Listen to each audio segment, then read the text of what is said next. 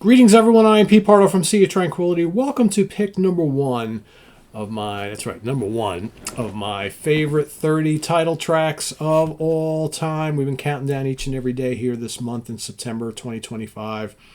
Our 30 favorite title tracks. But of course, it's winding up to be a lot more than 30 because if we have an artist or band that has more than one title track favorite from any of their albums, we're lumping them all into one episode, right? So in essence, it's not really 30, it's probably 40, 50 or more, right? Easily.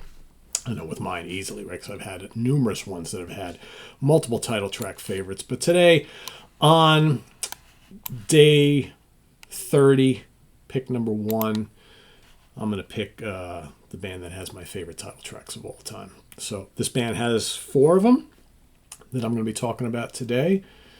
The first came on an album of the same name, released July 1971 in the US, released a couple of months later in September in the UK, recorded at Delane Lea Studios and Olympic Studios in London, England, as well as the Hermitage and Welcome in North Devon, produced by the band for Warner Brothers or Harvest Records, depending on where you were at. I'm talking about Fireball by Deep Purple. First ever speed metal song? Perhaps, right? How about that double bass drumming from Ian Pace, right? Raging, fast-paced ripper of a song. Excellently constructed. Chugga-chugga riff. Great vocal from Ian Gillan. Of course, Ian Gillan on vocals, Richie Blackmore on guitar, John Lord on keyboards. Ian Pace and Roger Glover make up the drum and bass rhythm team. An awesome album. This would follow up their In Rock album, the heaviest album of their career, following up with an album that is partially pretty heavy. You can see they're already starting to move into the sort of thing that they would do on Machine Head and on Where Do We Think We Are, right? Some really heavy tracks on here as well, but Fireball is the kickoff track. It's the best song on the album, amongst some other really, really great tracks. Of course, depending on where you were at, you either got Strange Kind of Woman or Demon's Eye. I kind of like Demon's Eye a little more than Strange Kind of Woman. Strange Kind of Woman's fine. That's what we got here in the States. But Demon's Eye, I think, is a terrific song. It's got Fools and No One Came. I mean, side two, got the Mule, Fools, and No One Came. Terrific. No, No, No is great. You know my opinion on Anyone's Daughter. I am not a fan of that song, never have been. So the original European release saw Fireball, No, No, No, Demon's Eye, and Anyone's Daughter. But yeah, Fireball is a terrific, terrific track. Again, so important to lots of other more metal-oriented styles of music that would really start to come into fruition in the 80s, right? But yeah, that's my first pick is Fireball. My second choice, we're going to go ahead a few albums now to an album released February 15th, 1974, recorded with Rolling Stones Mobile Studio in Montreux, produced by the band for Warner Brothers and Purple Records. I'm talking about Burn from the album of the same name. This is my favorite title track of all time. It's right here. This is it. Doesn't get any better than Burn. Burn is an incredible song. It's got an amazing riff to kick it off. Richie Blackmore, king of the riffs. Or one of them anyway. The ultimate king is Tony Iommi, right? We talked about him yesterday, but Richie is up there as well. But Burn is just so amazing. Again, a very fast-paced song, so well constructed, and really features heavily the new 1-2 punch of the new vocal team. All right, so you got David Coverdale on lead vocals and Glenn Hughes on bass guitar, replacing Roger Glover, lead and backing vocals, and they both play a big part in this. It's got a great organ solo from John Lord, an amazing guitar solo from Richie, doing that kind of classical thing here, the both of them. Awesome song, just so good. And I would argue, as great as the studio release is, my favorite version of Burn of all time is on the Made in Europe live album.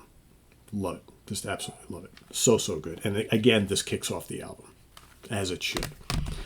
Next up, we're going to go to another song that kicks off the album of the same name.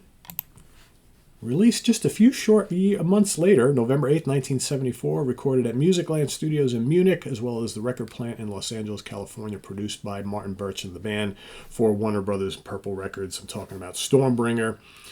Again, kind of like Burn, man. Just starts off the album in a vicious way. Again, also, like with Burn, the best song on this album. There are other really good tracks on here. But to me, you know how much I love Gypsy, right? Absolutely love Gypsy. But for me, Stormbringer is a classic. That's as close to a metal track as Deep Purple gets. Coming out of nowhere, driving like rain, Stormbringer again, on the thunder again. Another killer riff, another fast-paced, very much like kind of like a speed metal song. So good.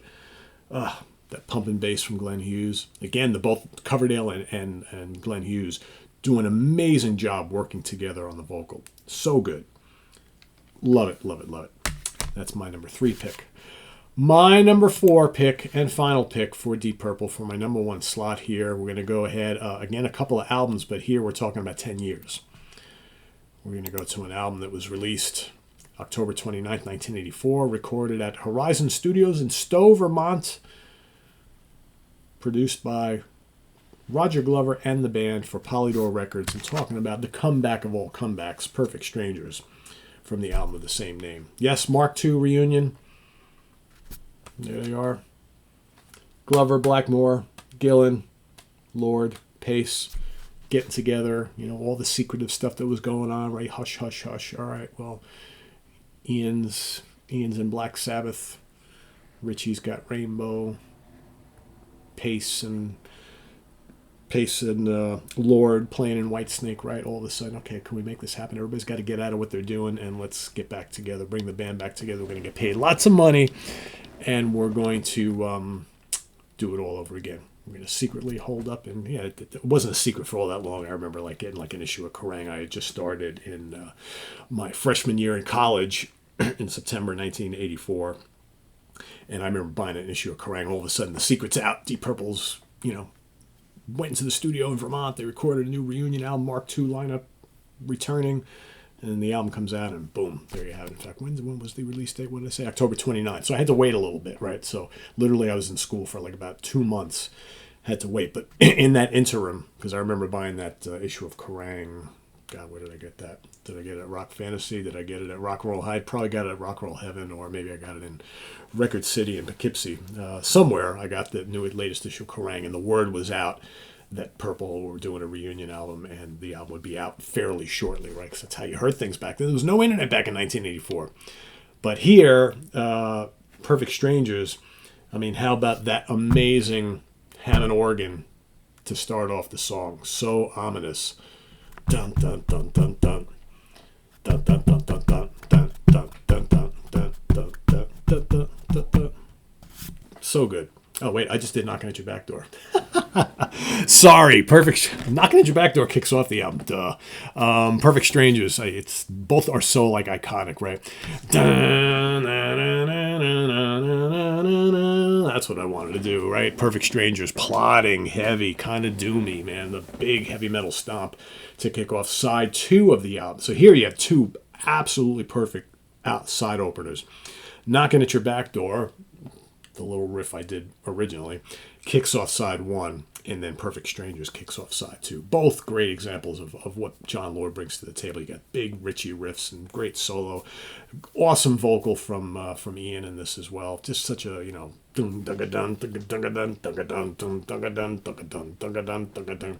such a part of so many Deep Purple concerts going forward, and one of their classic songs from their big reunion album. Perfect Strangers, that's my final pick for today. For pick number 1 from Deep Purple, again, Perfect Strangers. Stormbringer, Burn, and Fireball. 4 classic title tracks from Deep Purple. One of my favorite bands of all time. Let's talk about honorable mentions. Again, there's probably tons that I'm missing here. I found this task daunting because there are just so many great title tracks and so many that are easy to miss. You literally have to go through every single album in your collection. You know how many thousands of albums I have. So this was, but I hope I hit on many of my favorites. So Let's go through my long list of them, shall we? In the Hall of the Mountain King. I can't believe I forgot that. I literally realized yesterday that I forgot Hall of the Mountain King by Sabotage. And this should have easily made my top 10. So this is like an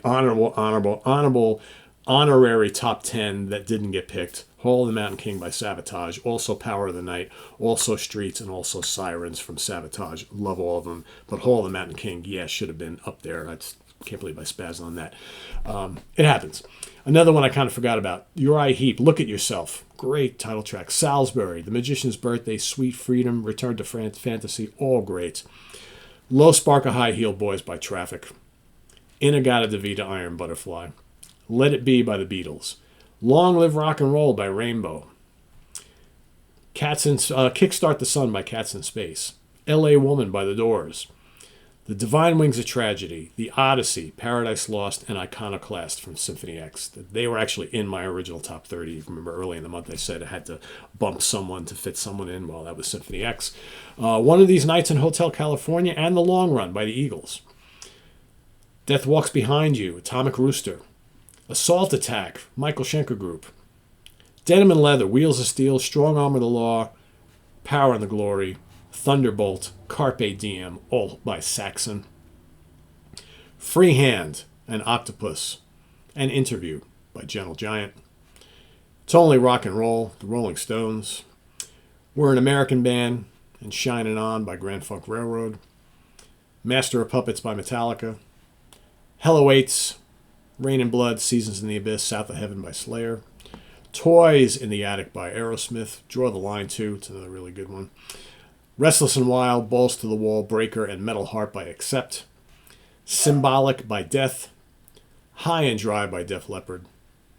Wish You Were Here, Pink Floyd. Hair of the Dog, Razamanaz, Expect No Mercy from Nazareth. Layla from Derek and the Dominoes. War of Kings and Wings of Tomorrow by Europe. And The Final Countdown, I guess. I always like The Final Countdown. Lamb Lies Down on Broadway by Abacab. Lamb Lies Down on Broadway and Abacab by Genesis. Victims of the Future by Gary Moore. Juggernaut, Frank Marino. Scream Dream, Free for All, Cat Scratch Fever, Ted Nugent. Green River, Creedence Clearwater Revival. Melissa by Merciful Fate. Peace Sells, But Who's Buying by Megadeth. Abigail by King Diamond. The Black Halo by Camelot. Allied Forces by Triumph. Dog Man by King's X. Double Vision and Head Games by Foreigner.